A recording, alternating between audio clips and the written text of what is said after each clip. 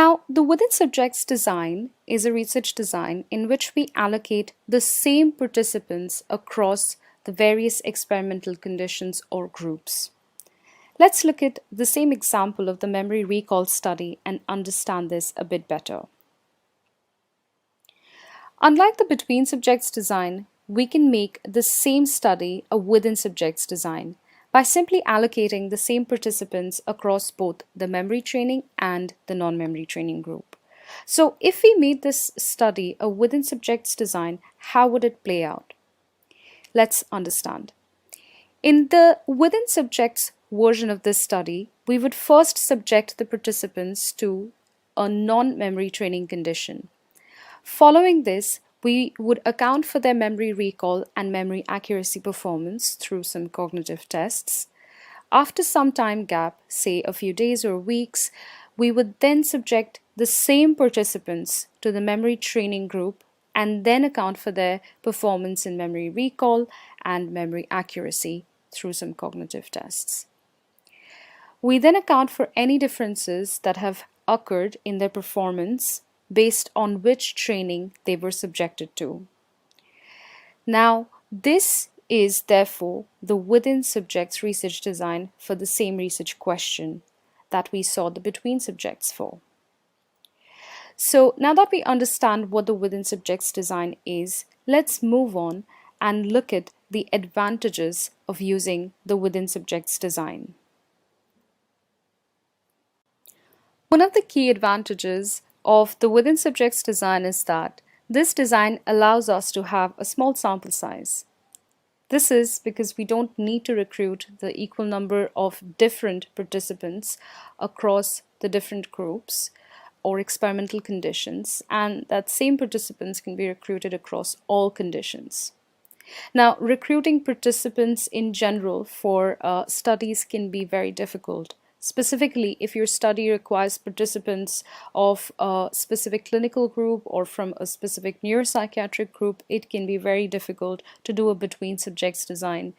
In such scenarios, using a within subjects design can be very helpful. The other advantage of using the within subjects design is that it allows us for a better control over confounds.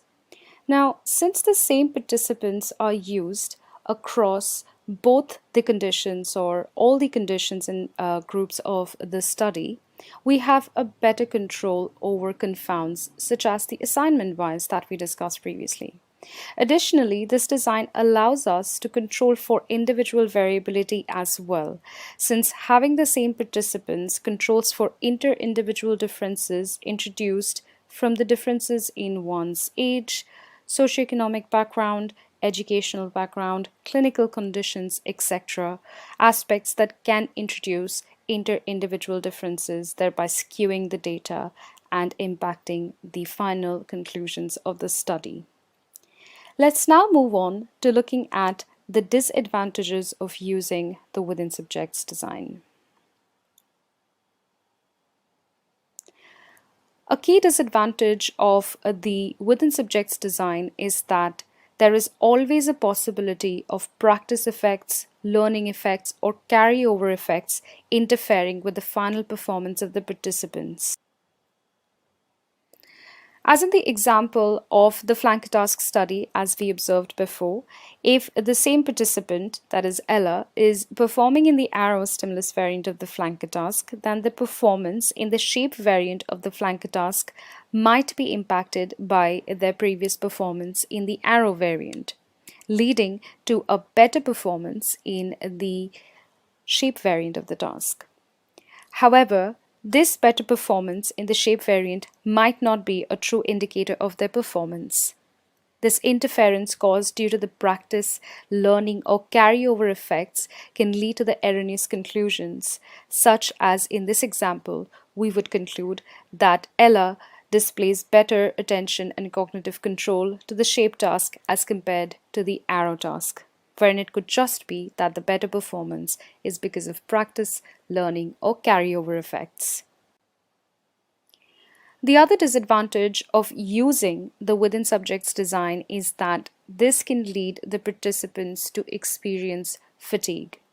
Now, since the same participants are in all the conditions of the study, it is likely that they can get distracted and become tired over time, leading to the effects of fatigue.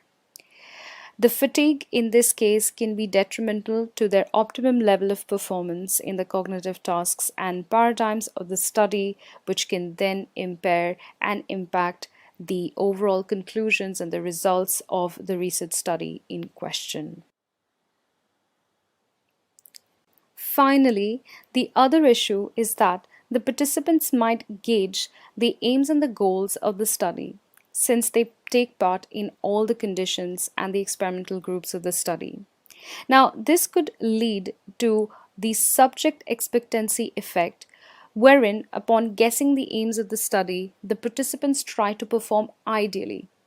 This interferes with their true performance and does not give us any information about their actual cognitive abilities of interest.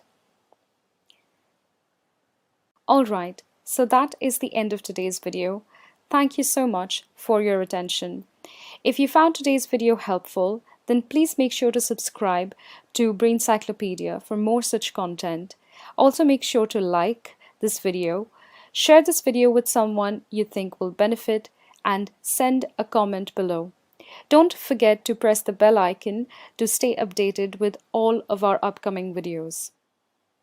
Make sure to follow us on all of our social media sites on Twitter, Facebook, and Instagram. You can find the links of these below in the description box, and you can also find the links on the channel banner. See you in our next video.